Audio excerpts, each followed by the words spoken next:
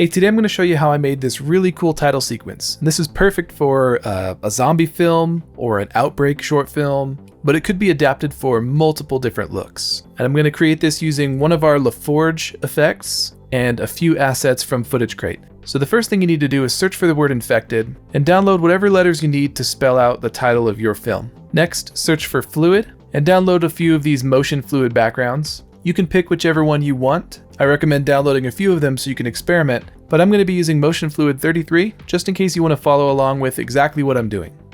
Okay, so I've imported my assets, got all the letters here inside my typekit folder, and I've got the fluid motion background. Let's create a new composition, 1920 by 1080. You can choose whatever duration you want, but the infected letters are 8 seconds and 11 frames long, so I'm going to go with that. Now I need to drop these letters onto the timeline, and to keep it organized, I'm going to select them in the order that they go, so that when I drop them on the timeline, they spell LaForge. I'll just scale these down and arrange them. We don't have a lowercase a, but maybe I can do this. Okay, super cool. Let's select all these and right click and go pre-compose. Make sure you move all attributes to the new comp, and I'll name this text comp. Okay, next, let's grab the motion fluid and drag it down below the text. Now the one I picked is bigger than 1080, so I'm just going to scale it down to 50%.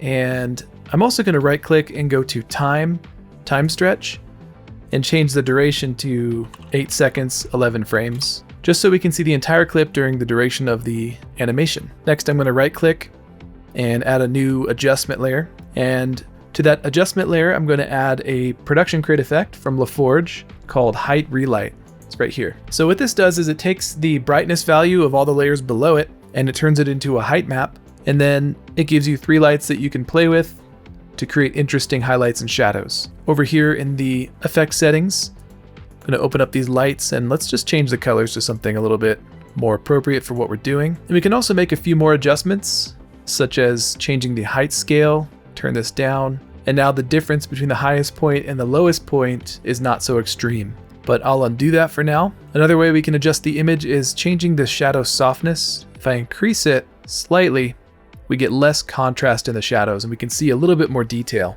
And then lastly, we can move these lights around by clicking on these anchor points and dragging them to different areas. Now, this already looks really cool, but we can make it better. So I'm going to go to my text comp and I'm going to change the blending mode to lighten right here. And we can see we're already getting more interaction between the 2 layers than we had before. So lighten mode is similar to screen, but if you were to do screen, we can see that it blends together, but the 2 colors are sort of interacting and it just looks like a transparency over top. But if you set it to lighten, basically what it's doing is it's taking the 2 layers and it's sorting the colors by brightness, where the brightest colors go on top no matter which layer it is. And so you get the sense that there's this solid mass moving in front of the letters instead of blending together. So we've set up all the building blocks and now it's time to make adjustments to nail down the look that we want. So the next thing I'm going to do is grab a curves effect and apply it to the text. And because of this lighten blending mode, the more I lighten the text, the farther forward they'll appear in the composition. And if I darken it, it seems to push it backwards into the smoke. I think I'm also going to grab the invert effect and apply that before my curves. Okay, let's lighten up this curve a little bit, bring these letters forward.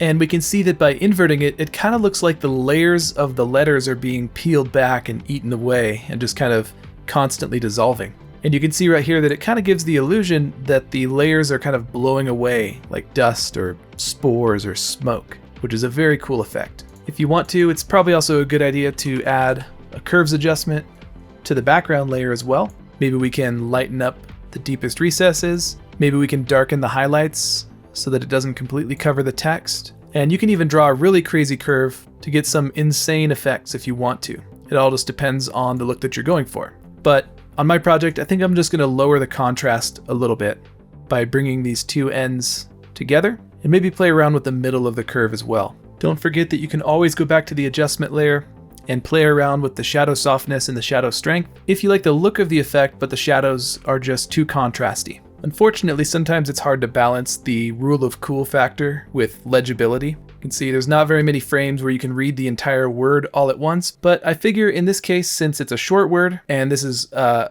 imaginary title sequence, it's okay. People will be able to see what it says. But if you're having legibility issues, I recommend going back to ProductionCrate and experimenting with different fluid motion backgrounds, you'll get very different results depending on which background you use. Okay, and we can see that this effect already looks pretty cool, but here's one tip to just put it over the top, make it a little bit better. I'm gonna highlight the bottom two layers, that's my text and the fluid background. Let's right click and pre-compose, and then let's duplicate this and put it on top. So now we get these crazy colors, and we can use this to control the color of the fluid so we don't just get this monochromatic green look. So I'm going to change my blending mode to something like color. Let's try color. And we can see now we're getting the shadows and the highlights, but it's imparting the color from this composition onto the nasty fluid beneath. Obviously these colors look kind of crazy, so we can experiment with a few different things. First, let's try hue and saturation. And you can experiment with just changing the hue slider to see if you get anything interesting. Now these colors are so crazy that I think there's a pretty low chance that I'm going to find something good here. So instead of using hue and saturation, we can try an effect called Colorama.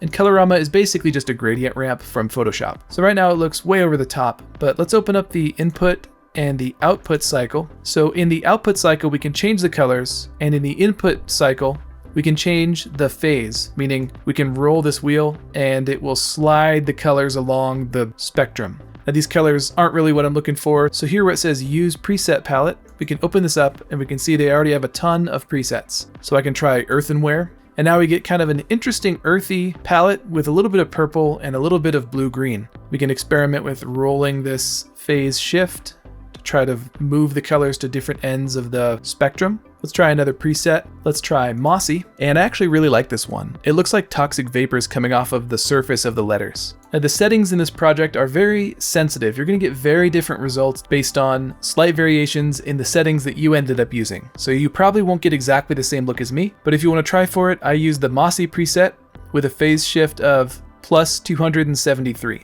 Now I think my project is done. I think I'm happy with this. But let me show you just a couple more tips that you can use to get the look that you want. So remember to adjust the phase shift, and that will drastically change the look of the project. It can also be fun to insert an unexpected color somewhere in the wheel and just see how it affects the composition. So if I click right here, I can add a new color, and let's go for something different like purple, something contrasting. And let's just move this around the color wheel and see where it ends up and see if it does anything interesting for us. Sometimes you'll find that the color just doesn't work, but you like the pattern that it creates. And so I can double click on this little triangle and let's try a different color. Pretty cool. Another thing you can try is changing the blending mode from color to something like overlay, and this will really give you a lot of contrast and saturation. You'll probably also discover that in overlay mode, the color of your lights affects the composition a lot more. So we're going to go back to our adjustment layer, to the Crate's height relight effect, and you can adjust these lights to be different colors. So don't forget that you can do that. These are contributing a lot of color to the composition.